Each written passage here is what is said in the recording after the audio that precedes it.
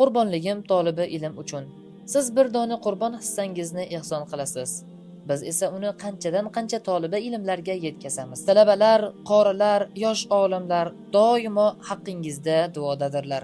Siz yuborasiz, ular esa jimgina duo qiladilar. Ya Robbim, ushbu ehson egasini mag'firat aylagin, jannating bilan mukofotlagin, farzandlarini qori qilgin.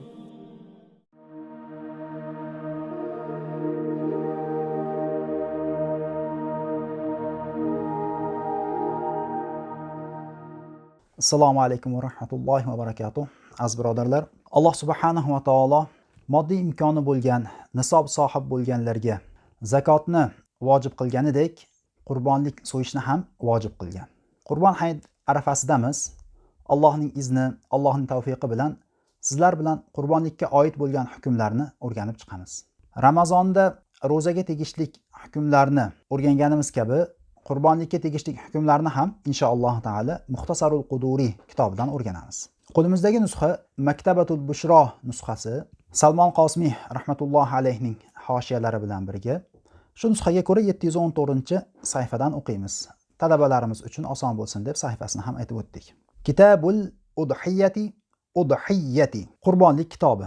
E'tibor bergan bo'lsangiz, u yerda ikki xil qilib o'qidim. Ikkalasi ham joiz. Yo shadda bilan va yo shaddasiz. مسائل الباب 11 الوصف الشرعي والشرط والشرائط الأربعة للوجوب. Bu bobda 11 masalani o'rganamiz. Ulardan birinchisi vasfi shar'iydir. Ya'ni shar'iy jihatdan bu hukmning vasfi nima? Al-udhiyatu wajibatun ala kulli muslimin ala kulli hurrin muslimin muqimin musirin fi yawmil adha. Qurbonlik hayiti kunida boy bo'lgan, muqim bo'lgan, musulmon bo'lgan, hur bo'lgan har bir kishi uchun vojibdir. Demak, qurbonlikning hukmi nima? Al-vasf ash-shar'iy wajibun. Ya'ni qurbonlikning hukmi vojibdir. Sunnat, mustahab yoki farz emas, vojib. Va 4 ta sharti bor.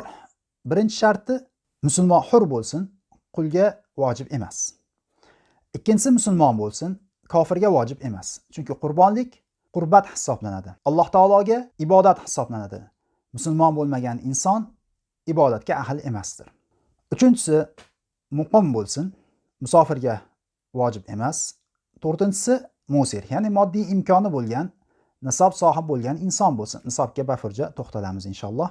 Qurbonlikdan keyin, qurbonlik kunlaridan keyin yoki qurbonlik kunlaridan oldin bo'ladigan bo'lsa, bu ham qurbonlik hisoblanmaydi.